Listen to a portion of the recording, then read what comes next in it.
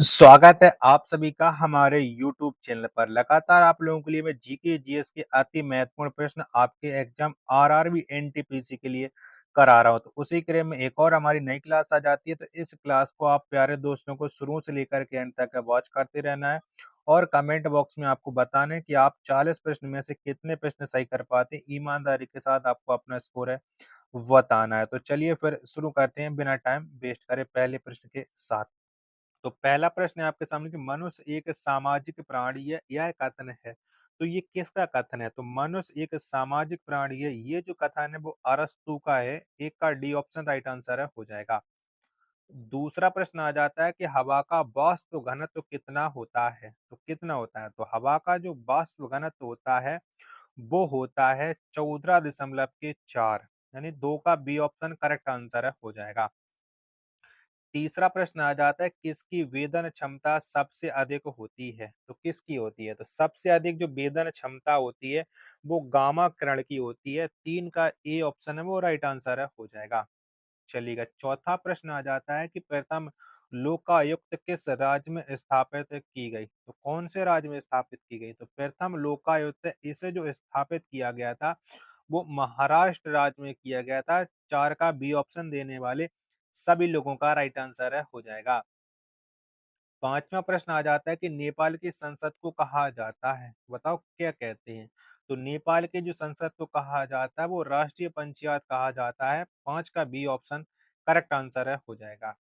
चलिएगा छठवां प्रश्न है कि भारत की यात्रा पर आने वाले प्रथम अमेरिकी राष्ट्रपति कौन है? तो भारत की यात्रा पर आने वाले जो प्रथम अमेरिकी राष्ट्रपति हैं वो हैं ड्वाइट डी आइजन हवार। 6 का सी ऑप्शन देने वाले सभी लोगों का करेक्ट आंसर है हो जाएगा। चलिएगा सातवां प्रश्न है कि तुम्बा रॉकेट प्रक्षेपण केंद्र कहाँ पर स्थित है? तो बताओ ये कहाँ पर पड़ जाता है? तो थम्बा रॉकेट जो प्रक्षेपण केंद्र है ये केरल राज्य में है। 7 का सी ऑप्शन करेक्ट आंसर है हो जाएगा। आठवां प्रश्न कि सेब में कौन सा अम्ल पाया जाता है? बताओ कौन सा अम्ल मिलता है? तो सेब में जो पाया जाता है वो मैलिक अम्ल पाया जाता है। 8 का ए ऑप्शन करेक्ट आंसर है हो जाएगा। नौवां प्रश्न है कि बाबर ने किस युद्ध में सर्वप्रथम जिहाद का नारा दिया था? तो कौन से युद्ध में दिया था? तो बाबर ने जो जिहाद का नारा दिया था वो खानवा के युद्ध में दिया था। 9 का ए ऑप्शन है वो करेक्ट आंसर है हो जाएगा। 10वां प्रश्न आ जाता है कि एंटी मनी का रासायनिक प्रतीक क्या है? तो बताओ कौन सा है? तो एंटी मनी का जो रासायनिक प्रतीक है वो एस बी है। 10 का सी ऑप्शन है वो करेक्ट आंसर है हो जाएगा। 11वां प्रश्न हो जाता है आपके सामने कि आइंस्टीन का समीकरण क्या है? तो बताओ कौन सा है? तो आइंस्टीन का जो समीकरण है वो E बराबर एम सी स्क्वायर है। 11 का सी ऑप्शन देने वाले सभी लोगों का करेक्ट आंसर है हो जाएगा। 12वां प्रश्न है आपके सामने कि श्रीलंका का राष्ट्रीय खेल क्या है? बताओ कौन सा है? तो श्रीलंका का जो राष्ट्रीय खेल है वो वॉलीबॉल है। यानी 12 का सी ऑप्शन है वो करेक्ट आंसर है हो जाएगा। चलिएगा 13वां प्रश्न है कि भारत के प्रथम लोकपाल कौन है? तो बताओ कौन है? तो भारत के जो प्रथम लोकपाल हैं वो पिनाकी चंद्र घोष हैं। 13 का ए ऑप्शन है वो करेक्ट आंसर है हो जाएगा। 14वां प्रश्न आ जाता है आपके सामने कि दक्षिण गंगोत्री कहाँ पर स्थित है? तो बताओ कहाँ पर है? तो दक्षिण गंगोत्री ये जो अंटार्कटिका में स्थित है। 14 का डी ऑप्शन है वो करेक्ट आंसर है हो जाएगा। 15वां प्रश्न है कि मैं आकाश गंगा का नागरिक हूँ, यह कथन किसका है? तो ये कथन किसकी है ये आपको बताना है। तो मैं आकाश गंगा का नागरिक हूँ, ये जो कथन है वो कल्पना चावला का है। 15 का सी ऑप्शन है वो करेक्ट आंसर है हो जाएगा। चलिएगा अगला प्रश्न आ जाता है आपके सामने, प्रश्न संख्या 16 हो जाएगा। और वीडियो पसंद आ रही होगी तो प्लीज वीडियो को लाइक कीजिएगा। चैनल को सब्सक्राइब नहीं कर रखा होगा तो चैनल को आप लोग जरूर सब्सक्राइब कर लीजिएगा और प्लीज सपोर्ट कीजिएगा। 16वां प्रश्न है कि बिम्स्टेक का मुख्यालय कहाँ पर स्थित है? तो बिम्स्टेक का जो मुख्यालय है वो ढाका में है। 16 का ए ऑप्शन है वो करेक्ट आंसर है हो जाएगा। चलिएगा 17वां प्रश्न आ जाता है कि भारत एवं बांग्लादेश के बीच कौन सा युद्ध अभ्यास होता है? कौन सा होता है? भारत और बांग्लादेश के बीच में जो युद्ध अभ्यास होता है वो संप्रीति होता है। 17 का बी ऑप्शन है वो राइट आंसर है हो जाएगा। 18वां प्रश्न आ जाता है कि बेटी बचाओ बेटी पढ़ाओ योजना की शुरुआत कहाँ से की गई? तो बताओ कहाँ से हुई थी? तो इसकी जो शुरुआत है वो हरियाणा के पानीपत से हुई थी। 18 का डी ऑप्शन है वो राइट आंसर है हो जाएगा। चलिएगा 19वां प्रश्न है कि भारत में प्रथम लोकपाल बिल किस वर्ष पारित किया गया या की गई? बताओ कब हुआ था ये प्रथम लोकपाल बिल आपको बताना। तो इसे जो पारित किया गया था वो 2013 में किया गया था। 19 का सी ऑप्शन वो राइट आंसर है हो जाएगा। 20वां प्रश्न आ जाता है कि सूफी संतों की कब्र को क्या कहा जाता है? बताओ क्या कहते हैं? तो सूफी संतों की जो कब्र है इसे दरगाह बोला जाता है। 20 का ए ऑप्शन वो राइट आंसर है हो जाएगा। 21वां प्रश्न आ जाता है कि 13वीं सदी में पश्चिम बंगाल को किस नाम से जाना जाता था? बताओ कौन से नाम से जाना जाता था? तो 13वीं सदी में जो पश्चिम बंगाल है इसे गोंड प्रदेश के नाम से जाना जाता था। 21 का बी ऑप्शन देने वाले सभी लोगों का करेक्ट आंसर है हो जाएगा।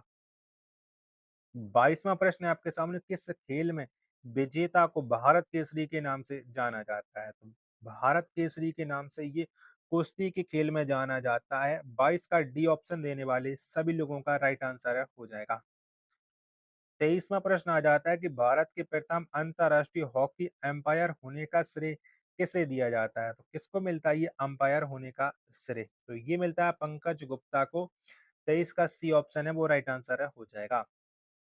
24वां प्रश्न आ जाता है आपके सामने कि ट्रायथलॉन के अंतर्गत कौन सी प्रतिस्पर्धाएं आती हैं? तो बताओ इनके अंतर्गत कौन सी प्रतिस्पर्धाएं आती हैं, यानी कौन से खेल आते हैं? 24 का आंसर आपको बताना। तो इसके अंतर्गत सभी आते हैं, ये तैराकी भी आता है, साइकिलिंग भी आता है और दौड़ भी आती है। डी ऑप्शन है वो राइट आंसर है हो जाएगा प्रश्न संख्या 24 का।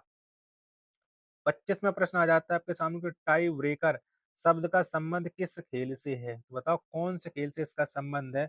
ये आपको बताना है। प्रश्न संख्या 25 का राइट आंसर क्या हो जाएगा? तो इसका जो संबंध है वो हॉकी से है। सी ऑप्शन देने वाले सभी लोगों का राइट आंसर हो जाएगा। 26वां प्रश्न है कि हेलीविड का मंदिर कहाँ पर स्थित है? तो कहाँ पर पड़ जाता है ये हेलीविड का मंदिर? ये आपको बताना है। तो ये कर्नाटक में स्थित है। ए ऑप्शन देने वाले सभी लोगों का राइट आंसर है हो जाएगा। चलिएगा अगला प्रश्न प्रश्न संख्या 27 है कि अल हिलाल समाचार पत्र का प्रकाशन किसने किया था? तो किसके द्वारा किया गया था ये आपको बताना। तो अल हिलाल समाचार पत्र इसका जो प्रकाशन है वो मौलाना अबुल कलाम आजाद के द्वारा किया गया था। सी ऑप्शन देने वाले सभी लोगों का राइट आंसर है हो जाएगा। 28वां प्रश्न आ जाता है कि अभ्युदय समाचार पत्र के संपादक कौन थे? कौन थे? तो अभ्युदय समाचार पत्र के जो संपादक थे वो मदन मोहन मालवीय थे। 28 का बी ऑप्शन देने वाले सभी लोगों का करेक्ट आंसर हो जाएगा। आशा करता हूँ कि आपको ये वीडियो जरूर पसंद आ रही होगी। तो प्लीज आप लोग वीडियो को लाइक कीजिएगा और वीडियो को अपने दोस्तों के पास से ज्यादा शेयर जरूर कीजिएगा।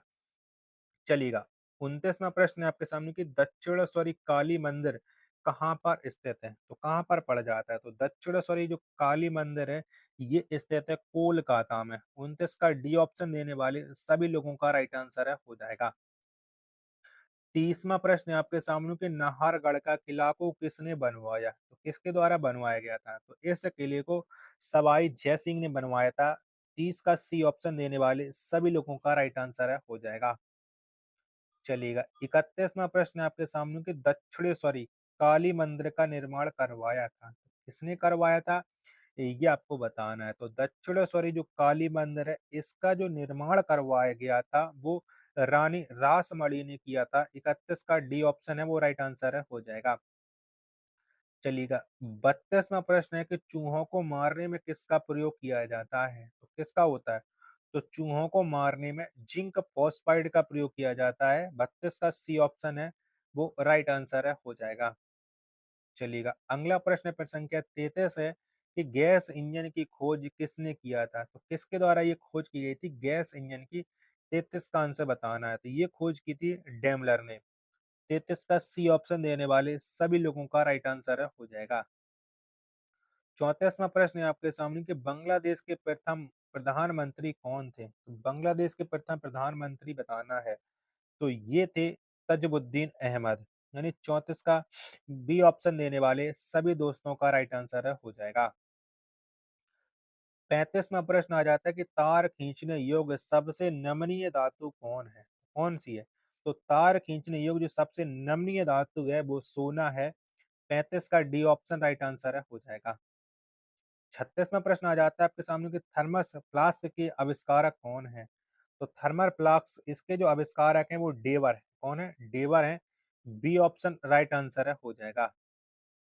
37वां प्रश्न है कि बांग्लादेश के प्रथम राष्ट्रपति कौन थे? तो कौन थे? तो बांग्लादेश के जो प्रथम राष्ट्रपति थे वो शेख मुजीबुर रहमान थे। यानी 37 का सी ऑप्शन है वो करेक्ट आंसर है, हो जाएगा। चलेगा। 38वां प्रश्न है कि सिख साम्राज्य का अंतिम शासक कौन थे? तो कौन थे? तो सिख साम्राज्य इसके जो अंतिम शासक थे वो दिलीप सिंह थे। कौन? दिलीप सिंह थे।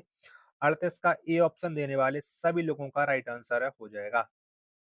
39वां प्रश्न आ जाता है कि लोकशाही सरकार की कल्पना सर्वप्रथम की थी। तो ये कल्पना किसने की थी सर्वप्रथम, ये आपको बताना है। तो ये जो कल्पना की थी वो रूसो ने की थी। 39 का सी ऑप्शन वो राइट आंसर है, हो जाएगा। 40वां प्रश्न है कि संयुक्त राज्य अमेरिका के प्रथम राष्ट्रपति थे, तो कौन थे? तो संयुक्त राज्य अमेरिका के जो प्रथम राष्ट्रपति थे वो जॉर्ज वाशिंगटन थे। 40 का डी ऑप्शन वो राइट आंसर है, हो जाएगा। 41वां प्रश्न आ जाता है कि बांग्लादेश का राष्ट्रीय फूल क्या है? तो बताओ कौन सा है? तो बांग्लादेश का जो राष्ट्रीय फूल है वो वाटर लिली है। 41 का सी ऑप्शन वो राइट आंसर है, हो जाएगा। 42वां प्रश्न है कि श्रीलंका का राष्ट्रीय फूल क्या है? बताओ कौन सा है? तो श्रीलंका का जो राष्ट्रीय फूल है वो ब्लू वाटर लिली है। 42 का ए ऑप्शन करेक्ट आंसर है, हो जाएगा। चलिएगा 43वां और अंतिम प्रश्न आज के इस सेट का कि मैथन जल विद्युत केंद्र कहाँ पर स्थित है? तो मैथन जल विद्युत जो केंद्र है ये झारखंड में स्थित है। 43 का सी ऑप्शन राइट आंसर है, हो जाएगा। आशा करता हूँ कि आपको ये वीडियो जरूर पसंद आ रही होगी, तो वीडियो को लाइक कीजिएगा और चैनल को आपने अभी तक सब्सक्राइब नहीं कर रखा होगा तो चैनल को आप लोग जरूर सब्सक्राइब कर लीजिएगा। तो फिर मिलते हैं अपने एक और नेक्स्ट वीडियो के साथ। तब तक के लिए धन्यवाद। जय हिंद। वंदे मातरम।